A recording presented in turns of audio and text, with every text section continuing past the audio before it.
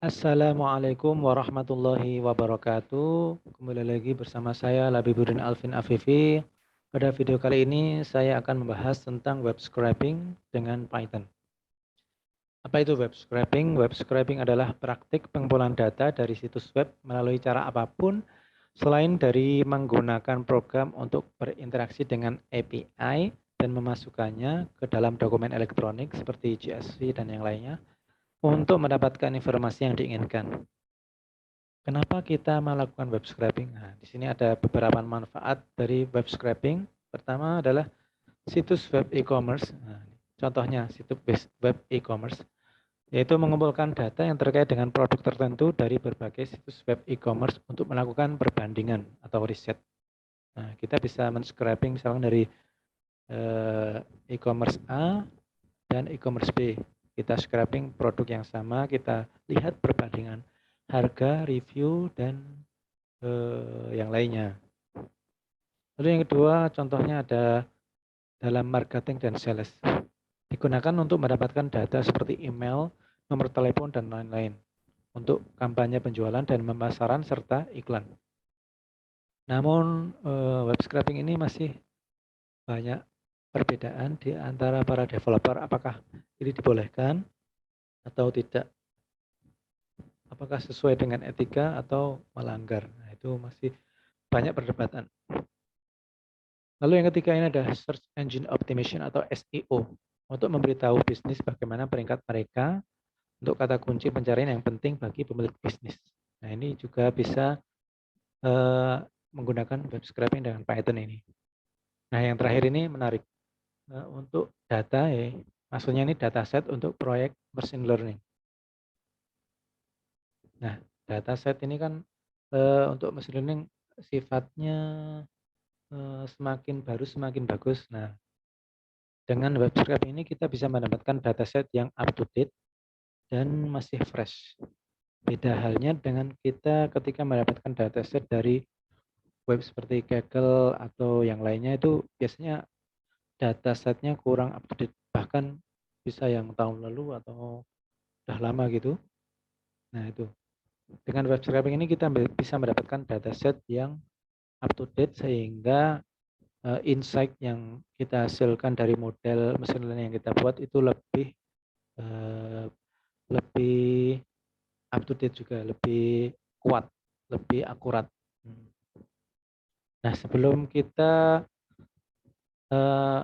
web scraping, itu ada hal-hal atau peralatan yang harus kita persiapkan. Yang utamanya tentu teman-teman sudah harus menginstal Python di PC masing-masing karena scraping ini umumnya menggunakan bahasa pemrograman Python. Lalu ketika teman-teman sudah menginstal Python, kita install beberapa modul tambahan yang mana modul tersebut dapat membantu kita dalam proses scraping. Ada beberapa library atau modul. Yang pertama ada request, lalu ada pandas. Untuk pandas ini untuk menyimpan file scraping kita ke dalam format CSV. Lalu yang terakhir ya, ini yang intinya adalah Beautiful Shop atau BS4.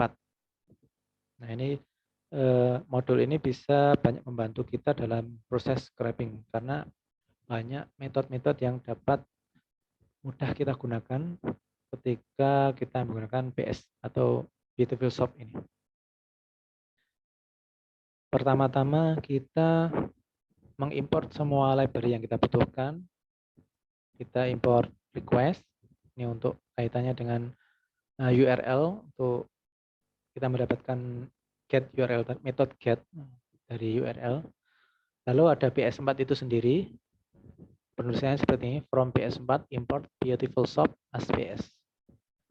Lalu ada random. Nah, ini random ini nanti di belakang ya. Ini sangat kunci. Sebenarnya juga termasuk kunci dari scraping sendiri sih. Setelah BS4. Nah, random ini pasalnya time ya kalau di scraping. Kenapa? Nah, nanti kita jelaskan di codingan di bawah. Oke. Lalu ada pandas ya, untuk save, menyimpan file scraping tadi ke dalam format CSV. Lebih mudah. Kenapa kita tidak menggunakan import CSV? Karena menurut saya modul Pandas ini lebih ringkas dan lebih mudah sintaknya. Ini warning untuk menghilangkan kadang ada warning itu yang tidak perlu kita lihat. Kita bisa mengimport warning, lalu kita tulis warning.filter warning, ignore. Pertama-tama kita tulis URL yang akan kita scraping. Di sini ceritanya saya sedang membuat model machine learning yaitu bernama check detection tentang berita palsu atau hoax. Nah, kita bingung nih, bagaimana datasetnya, bagaimana cara mendapatkan datasetnya. Karena sebelumnya saya mencari di Google, itu datasetnya sudah terlampau jauh. Jadi sudah tidak up to date. Sedangkan berita itu kan setiap hari hampir ada terusnya. Nah, maka kita cari dataset sendiri dengan scraping ini. Kita lihat websitenya yang akan kita scraping ini ya. Cek fakta, cekfakta.com. Kira-kira satu page ini ada 4 berita.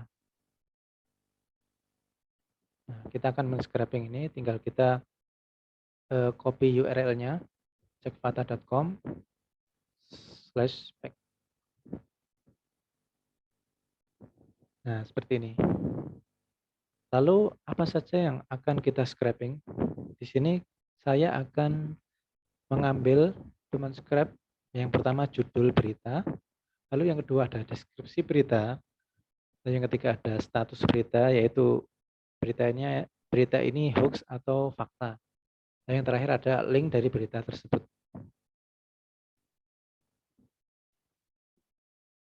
Nah, ini pertama saya menggunakan for page in rank ini, maksudnya adalah ketika kita men-scrap dari halaman cek fakta ini, kita hanya memperoleh 4 berita. Sedangkan di cek fakta ini ada banyak sekali halaman ya.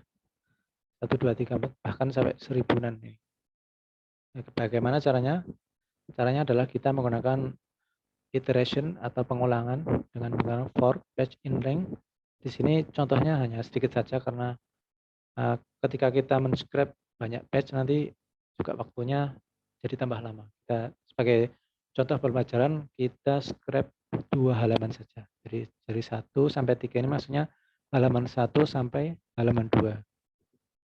Pertama kita membuat objek proyek REV dari library request.get. Kita ketikkan URL-nya, ini URL dari atas sini, plus string dengan parameter page. Yang mana parameter ini akan dikonversikan menjadi string dan ditambahkan di akhir URL. Jadi misalkan kita men-scrap 100 halaman, maka ini akan mengiterasi. Misalkan ini 1, lalu yang perulangan kedua ya 2. Gitu. Dengan sintaks seperti ini kita bisa menghemat codingan kita. Lalu yang di bawahnya ada shop, objek shop yang berinstan dari beautiful shop dengan parameter request.text karena kita menggunakan HTML parser. Kalian bisa pelajari lebih lanjut modul PS4 ini di internet, banyak sekali sumbernya. Namun secara umum seperti ini. Lalu yang pertama kita scraping adalah judulnya. Sudah kita buat wadahnya di atas tadi. Judul underscore LST yang bertipe list. Pertama-tama kita buat objeknya, judul kita buat apa namanya, variabel judul underscore tag yang menginstan dari shop di atas ini dot select. Jadi kita akan menselect selektor dari halaman cek fakta tadi. Nah, parameternya adalah selektor yang akan kita tembak. bahasanya kita tembak. Misalkan ini judul. Kenapa parameternya seperti ini? Ini ada alasannya. Kita lihat di web cek fakta. Kenapa bisa parameter seperti itu? Kita klik kanan, inspect element. Nah, arahkan kursor ke kiri sebelah atas ini, ada tanda panahnya ini. Kita klik, lalu kita arahkan kemana elemen yang akan kita tembak. Misalkan kita menembak judulnya, kita klik. Nah, lalu di inspect elemen ini akan muncul selektor HTML-nya. Nah, kita lihat di sini. Kita buka. Nah, kita akan mengambil ini judulnya, menyesatkan artikel berjudul video. Nah, ini kita akan mengambil judul berita ini. Nah, bagaimana caranya? Kita hanya menembak atau kita istilahnya memberitahu si program mana sih judul berita ini terletak. Nah, terletaknya di sini, di Ahref di dalamnya. Nah, di atasnya ini kan ada lagi H1 dengan kelas title. Nah, ini yang kita tembak. Kalaupun di berita selanjutnya itu tidak sama, maka kita turunkan lagi. Namun sebanyak 4 berita ini selektornya sama, maka kita gunakan selektor yang ini. Nah, seperti ini. H1 dengan kelas title, yang di bawahnya ada tag A. Nah, sama kan? H1 dengan kelas title, di dalamnya ada selektor A. Namun ketika kita sudah menselect ini, kita sudah mendapatkan judulnya, namun masih ada elemen linknya ini, yang hrefnya ini masih ikut. Nah, bagaimana kita mengambil stringnya saja atau judulnya ini? Maka kita gunakan metode lagi bernama getText. GetText dalam kurung, buka kurung, tutup kurung. Jadi ketika sudah mendapatkan judul tag, kita ekstrak lagi menggunakan getText. Kalau kita replace, soalnya ada beberapa judul yang menggunakan seperti ini, salah. Kita hapus salahnya, kita replace dengan string kosong. Jadi kita hilangkan begitu saja. Lalu yang kedua, kita menembak deskripsi beritanya seperti yang di atas tadi ya. Caranya hampir sama. Kita lihat dulu selektor yang akan kita tembak. Deskripsi berita. Nah, deskripsi ini ya. Nah, ini konten. Nah, kita tembak ininya, deskripsi dan konten. Deskriptif dengan kelas description. Lalu di bawahnya ada div dengan kelas konten. Sama juga kita ekstrak teksnya saja menggunakan getText. Kenapa kita menggunakan getText? Karena ketika kita tidak menggunakan getText, maka tag-tag HTML di dalamnya masih ikut ya, seperti A atau PR atau N itu masih ikut. Nah, buat mengambil stringnya saja itu kita menggunakan getText. Lalu ada status berita. Sama seperti tadi, kita buka ini websitenya, lalu kita arahkan ke ya, dimaksud status ini. Statusnya salah atau benar. Kita klik di sini. Jadi letak string salah ini ada di sini. Nah, salah. Kelihatan ya teman-teman ya. Salah ini di dalam tag HTML A, lalu di atasnya ada div dengan kelas status. Maka kita tulisnya seperti ini. Ya, div dengan kelas status, dalamnya ada A. Yang kita ambil yang di dalam A ini. Sama juga kita mengekstrak teksnya saja dengan getText. Nah, yang terakhir adalah link dari berita tersebut. Sebenarnya kita sudah mendapatkan link dari masing-masing berita ketika kita men-scrap judul berita. Nah, ini kan sebenarnya sudah ada linknya, link nih. A sama dengan href, ada linknya. Nah, kita tinggal mengiterasi dari judul tag ini. Nah, di sini kita tinggal ambil harifnya saja seperti ini. Kita ambil harifnya, nanti yang keluar itu adalah link dari masing-masing berita, lalu kita masukkan dalam list link underscore LST. Kita masukkan sama seperti yang lainnya. Nah, di sini kenapa kita menggunakan slip pada akhir codingan pada section for ini? Karena ketika kita men-scraping data dari suatu website, ini kan nggak mungkin. Contohnya kan cuma dua halaman. Namun yang sebenarnya kita lakukan itu bisa sampai 500 halaman atau bahkan 1000 halaman. Itu kita bisa menggunakan slip dengan parameter random. Kenapa kita menggunakan ini? Karena untuk menghindari IP kita terbanet dari website tersebut. Karena banyak website yang dilengkapi dengan teknologi yang mana kok ini ada IP yang mengakses websitenya dia itu kok secara terus-menerus tanpa berhenti seperti robot. Nah, istilahnya robot. Nah, banyak teknologi website yang dilengkapi dengan proteksi seperti itu. Jadi untuk menghindari program kita dianggap sebagai robot, kita gunakan library slip ini. Library dari time yaitu slip dengan parameter bilangan random yang artinya setiap iterasi ini adalah satu halaman ya. Misalkan 1 sampai 10, nah berarti 1 sampai halaman 9. Setiap halaman ini kita jeda antara 2 sampai 9 detik.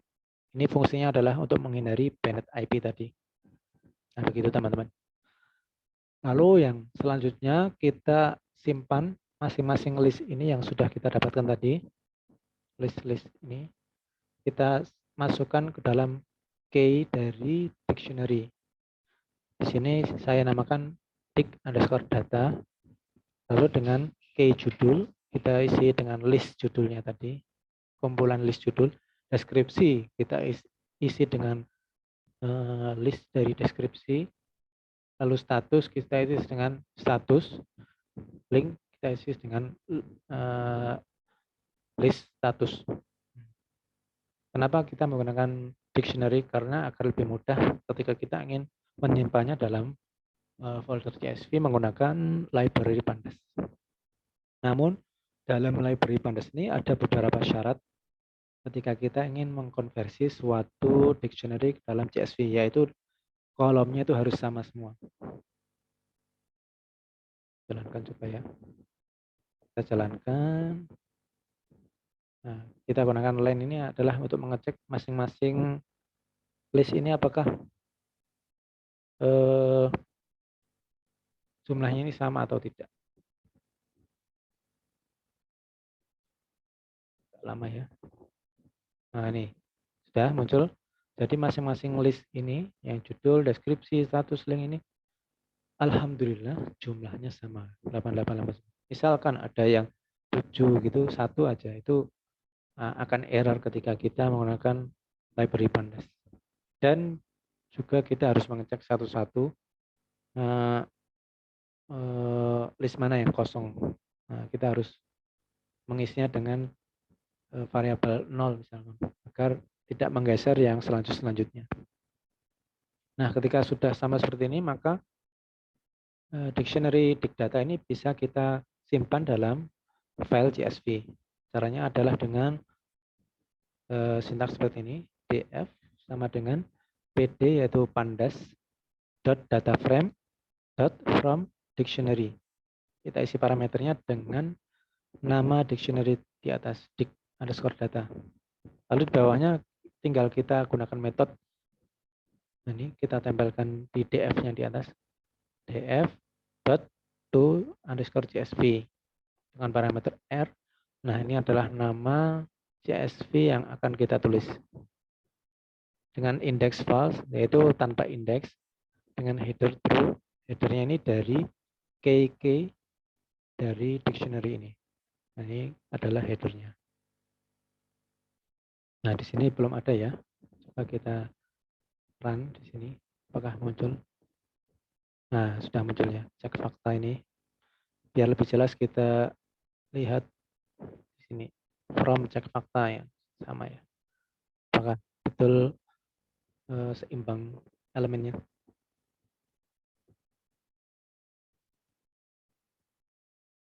Nah, seperti ini teman-teman. Judul, deskripsi, status, dan link.